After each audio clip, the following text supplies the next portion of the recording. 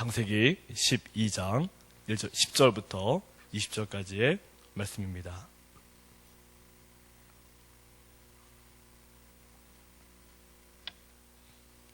네, 제가 먼저 읽고 한 절씩 교독하겠습니다. 그 땅에 기근이 들었으므로 아브람이 애굽에 거류하려고 그리로 내려갔으니 이는 그 땅에 기근이 심하였습니다.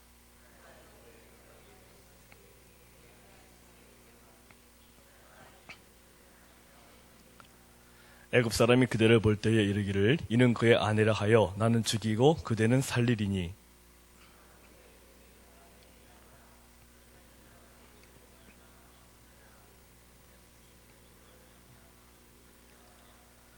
아브람이 애굽에 이르렀을 때에 애굽 사람들이 그 여인이 심히 아립다움을 보았고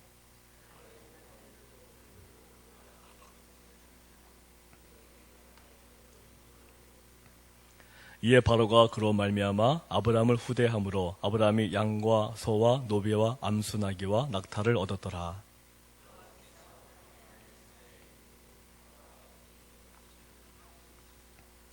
바로가 아브람을 불러서 이르되 내가 어찌하여 나에게 이렇게 행하였느냐 내가 어찌하여 그를 내 아내라고 내게 말하지 아니하였느냐.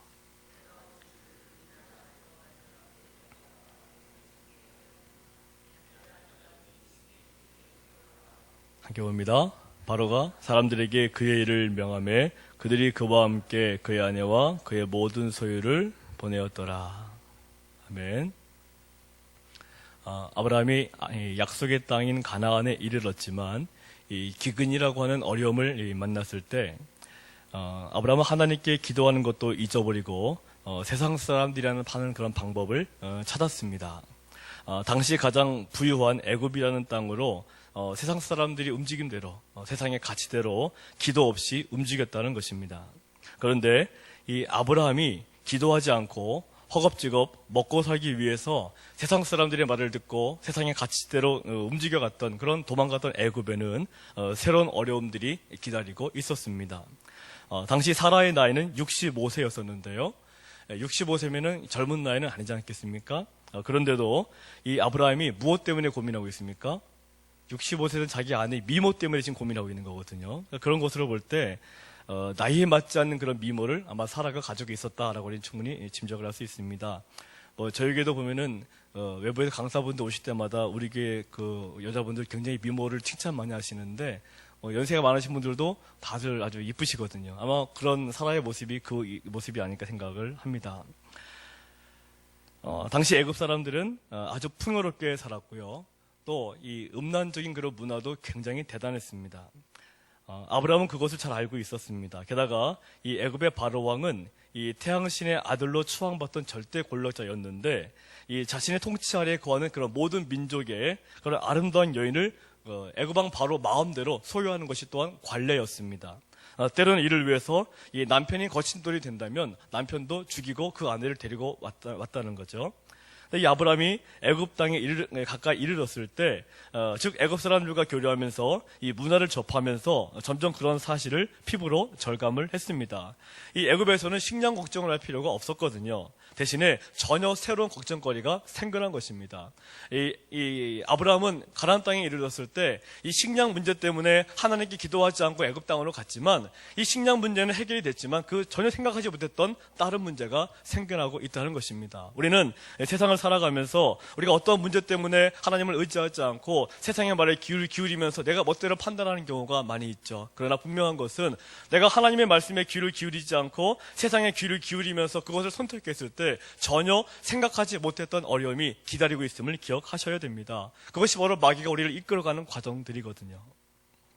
그래서 이 살아나기 위해 아브라함은 이 갑자기 비굴해지면서 나름대로 아주 치밀한 그런 대비 전략을 세우는 모습을 오늘 본문을 통해서 볼 수가 있습니다.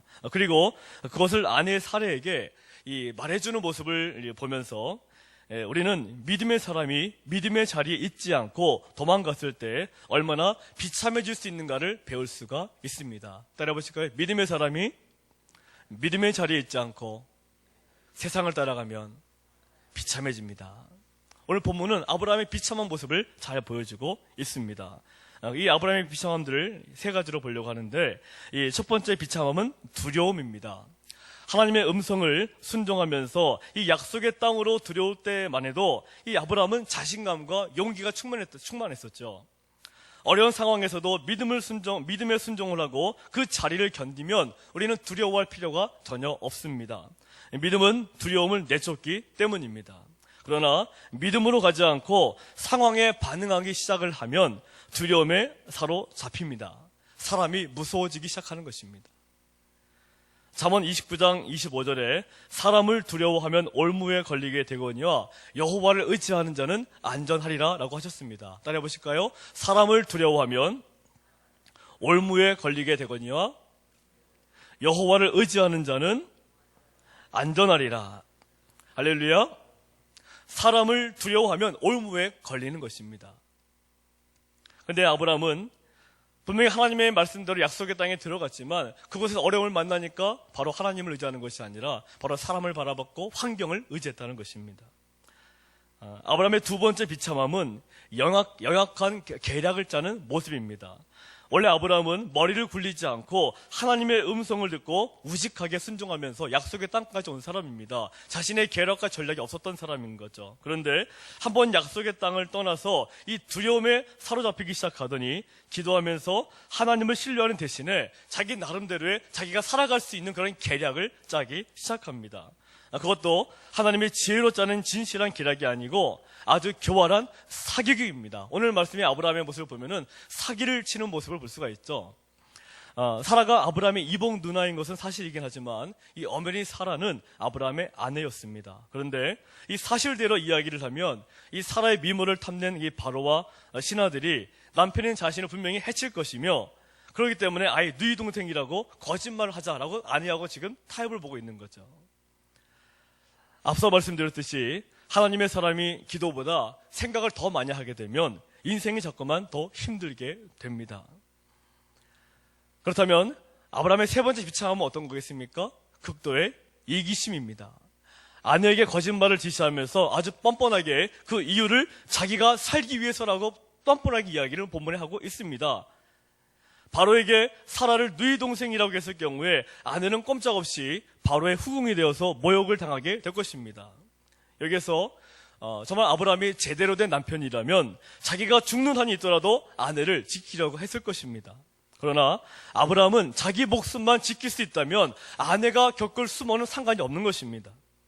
이 말을 하는 남편을 보면서 사라는 얼마나 기가 막혔겠습니까? 우리 성도님들 만약에 이런 상황에서 남편이 이렇게 얘기했다면 이해가 되시겠습니까? 자기를 후궁으로 보내겠다는 건데 자기 살겠다고 자기는 후궁으로 보내겠다는 이 상황이 말도 안 되는 상황 아니겠습니까? 우리가 믿음의 조상이라고 말하는 아브라함이 이러한 어리석은 모습이 있었다는 것입니다.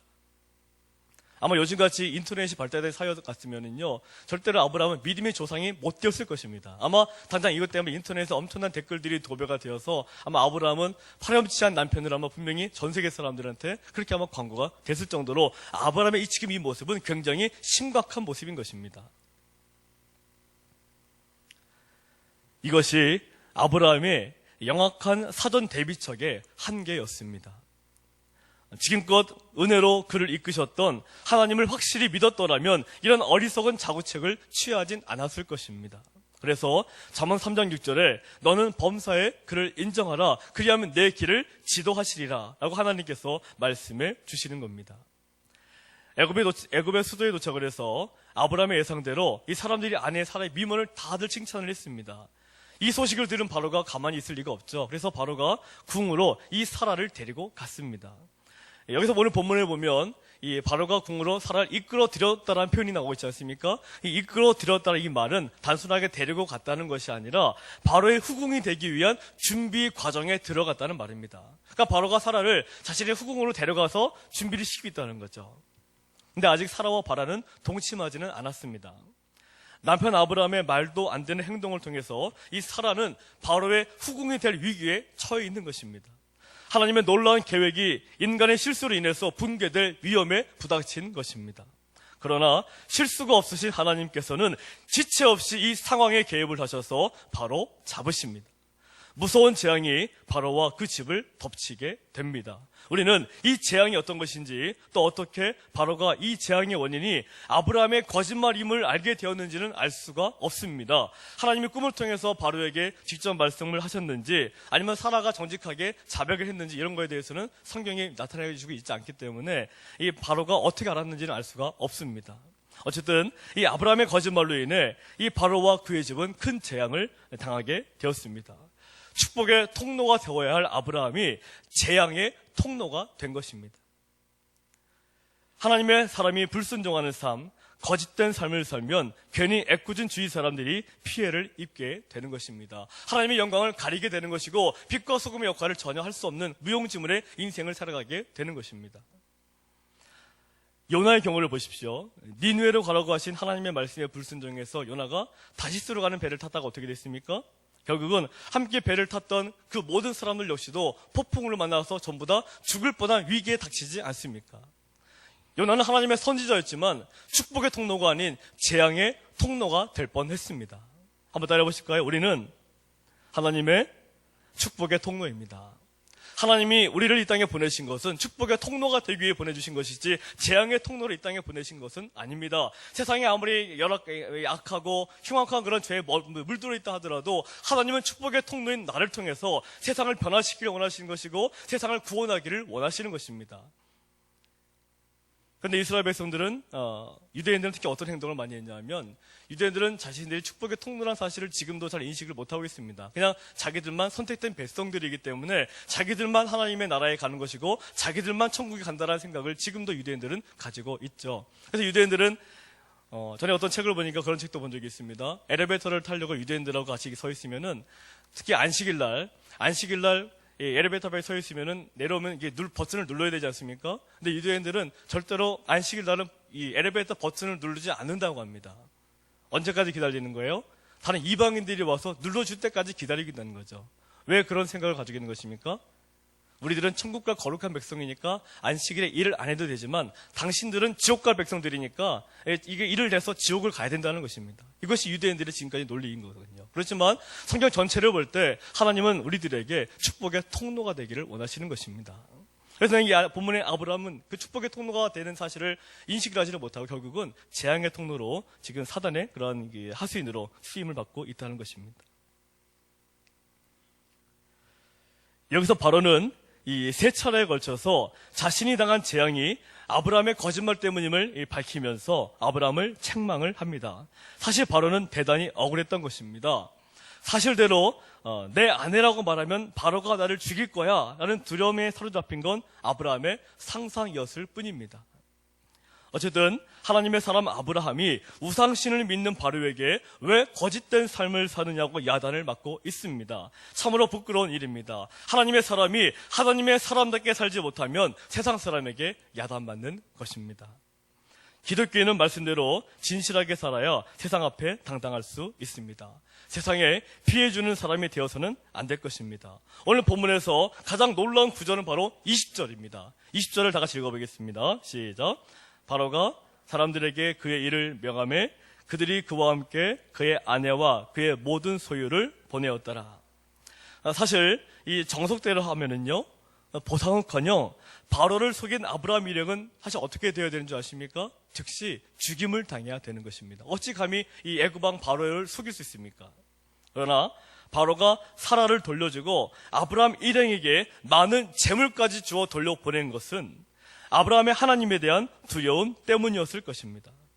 이와 같이 하나님의 백성들이 세상의 권력자들로부터도 두려움의 대상이 되는 것은 우리를 지키시는 하나님의 손이 있기 때문입니다. 이것을 믿는 우리는 세상의 어떠한 힘 있는 사람 앞에서도 비굴하거나 거짓되어선 안 될 것입니다. 우리는 창세기 12장의 아브라함의 모습을 보면서 그는 결코 존경받을 만한 사람이 아니었음을 우리는 충분히 알 수가 있습니다. 성경에는 모든 인물들을 보면은요, 우리가 존경할 만한 사람은 아무도 없습니다. 따라해 보실까요? 성경의 모든 인물은 존경할 사람이 없습니다.